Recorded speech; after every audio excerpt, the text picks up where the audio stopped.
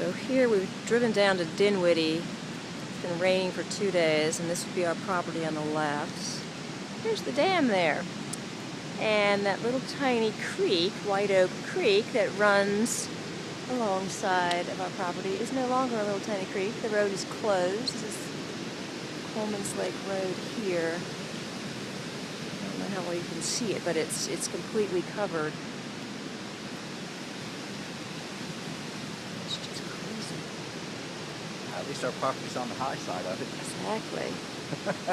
Wow, I'm glad we came down today.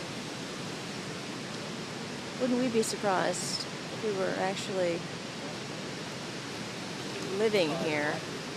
So wouldn't we be surprised if we'd actually already like moved in and What the fuck?